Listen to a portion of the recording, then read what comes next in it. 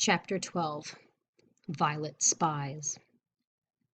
Violet spent a hot, miserable night sharing a bed with Chloe and thinking that it would have been cooler in the Hermitage, where you didn't have to pay for the fan.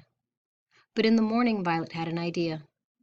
She woke up stiffly next to Chloe, who was still asleep. A young woman was walking around the room, eating a bowl of grape nuts. Violet figured this woman must be Miss Lewis, who Chloe had told her was the lady who had the other bed. Violet dressed hurriedly and wanted to run out to the train station to start looking for Myrtle, but Miss Lewis insisted she should eat some grape nuts first. They were supposed to be very good for you. There wasn't a spoon or any milk, so Violet scooped them up from the bowl with her fingers and chewed while Miss Lewis talked. "Today's the 4th day the legislature has met," Miss Lewis says. "We're hoping it would all be over by now. The first day, they tried to pass a joint resolution in the Tennessee House and Senate, and we thought we had enough votes, but the Antis had bribed a lot of the men we were counting on."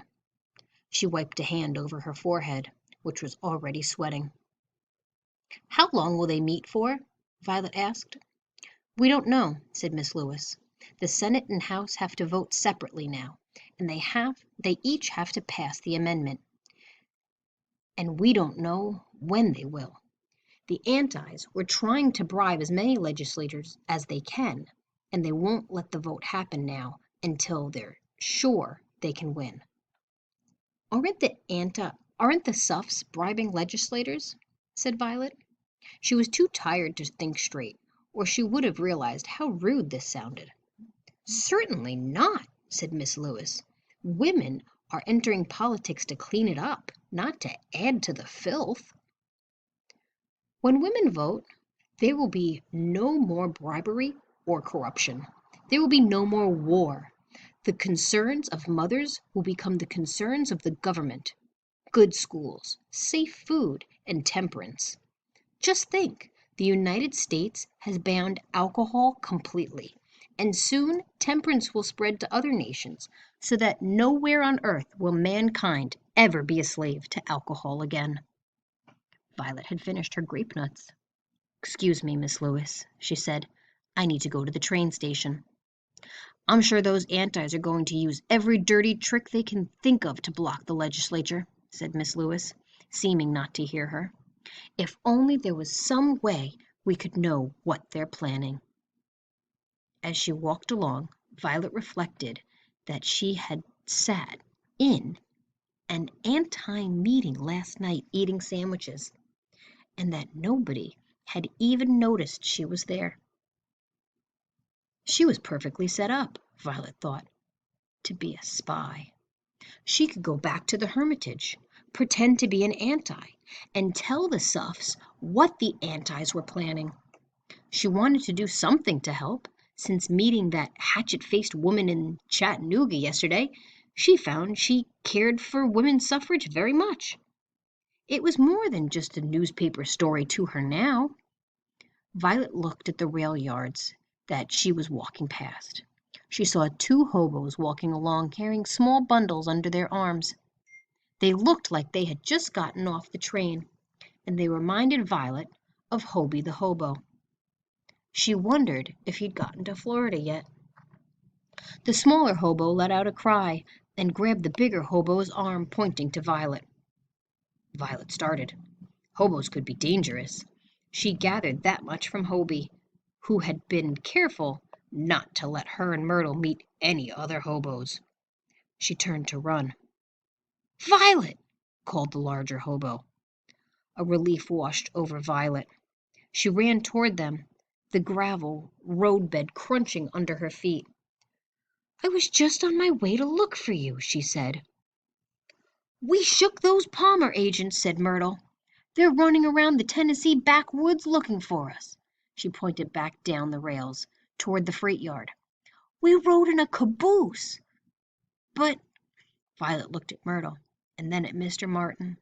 They were both rather soot-covered, though not as much as Violet and Myrtle had been after riding in the blind behind the engine with Hobie. "Mr. Martin, you jumped off the train. I saw you." Mr. Martin shrugged and smiled. Sorry to scare you, Violet. I had to make it look like I jumped so that the agent would leave us all alone. I went over onto the steps of the vestibule of the connecting car, then climbed up on top of the roof and rode there to the next stop. Then I got onto a different car.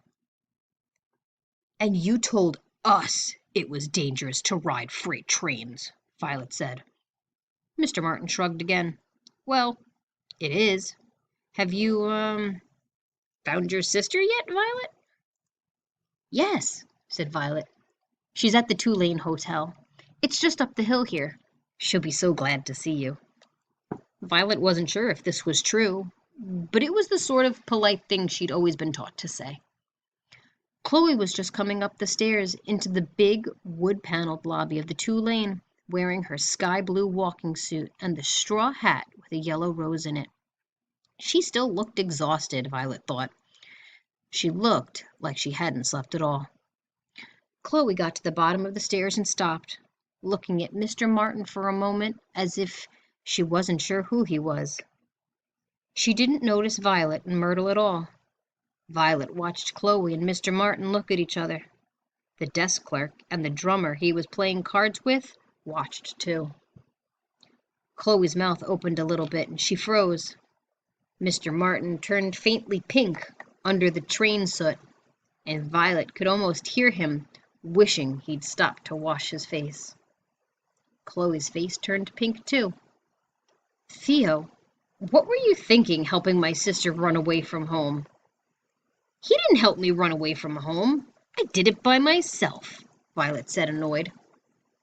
Chloe spared Violet a glance and then looked back at Mr. Martin again. I'm delighted to see you too, said Mr. Martin sarcastically. Theo, you shouldn't have left New York. Chloe spoke very quietly, and Violet guessed she was trying not to let the desk clerk and drummer overhear. I wasn't aware I needed your permission to leave New York, Mr. Martin said. Theo, stop it. What happened? Did the federal agents find the safe house? No. Your sister came crashing in on me. Violet felt she had by no means come crashing in, but the way the two of them were glaring at each other now, she didn't really want to be involved in their discussion. Why didn't you send her home, Theo? Because it's impossible to make you headstrong Mayhew women do anything you don't want to do, said Mr. Martin testily. I see you're still thinking in terms of making women do things, Chloe snapped. That's completely unfair, and you know it, Mr. Martin said. Violet and Myrtle exchanged glances. Unfortunately, this was enough to draw attention to Myrtle. Hey, the desk clerk barked, and everyone turned to look at him. We don't allow them in here, he pointed. They all stared at him. You mean Myrtle? Mr. Martin said in a dangerously gentle voice. He stepped over and put a hand on Myrtle's shoulder. If you don't mind, we're trying to have a conversation here, said Chloe to the desk clerk. Have it somewhere else then, said the desk clerk. Not in my hotel. I happen to be a guest here, said Chloe. She put her hand on Myrtle's other shoulder. Not if you're going to bring in coloreds and parade them around in the lobby, the desk clerk snarled. Yeah, this is a high-tone establishment, said the drummer, shuffling the cards and pushing his hat back on his head. Have you two eaten? Chloe asked Mr. Martin. No, we were just going to look for something. Do you need any money? I mean, to get the child something to eat, Chloe said. Violet noticed that they were both looking at Myrtle now, and that neither of them seemed angry anymore. No, thanks. I have. Are you going to get that colored kid out of here, or am I going to have to call somebody? The desk clerk asked. We're leaving, said Mr. Martin. I'm sure we can find some place where they'll take our kind in, even in Nashville, he added, giving the desk clerk a nasty look. Can't imagine where, said the desk clerk. There's colored hotels, of course, but you ain't colored. I don't think I like Nashville, Myrtle said to Violet when they got out onto the street. I'm not so sure I like it either, said Mr. Martin, overhearing her. Well, It's your own, Chloe started to retort, but then she seemed to think better of it. Nashville is where it's all come down to, Theo. We're going to win or lose everything in Nashville, and I'm staying right here until we do. Mr. Martin went over to the curb. How's the old hope chest holding up? Chloe followed him. Pretty well. I replaced the brass radiator with one of those steel ones like you suggested. Excellent. Mr. Martin stroked the radiator. And I was right, wasn't I? Yes, said Chloe fondly. It hardly ever overheats now. Violet noticed that Chloe seemed suddenly happier and much less tired than she'd been a few minutes ago. Myrtle noticed too. I don't think your sister's going to send Mr. Martin to the right about, she murmured. No, it's the car she's sweet on, not him, Violet said. Mm-hmm, said Myrtle skeptically. We should drive her out into the country. Take a picnic, said Mr. Martin. There are some beautiful places east of Nashville. And I could teach the girls to drive, Chloe said. At the words, the girls, Mr. Martin turned around and looked at Violet and Myrtle. He had clearly forgotten they were there. Let me go get this one something to eat, he said, and find a place to park her. There has to be a hotel that takes white and colored in this town somewhere. Violet watched them go with regret. She hadn't realized until now, but she hadn't seen a single colored person at the Hermitage or the Tulane. She was sorry that Myrtle wasn't going to be able to stay with her. Maybe when women got the vote, they'd be able to change that.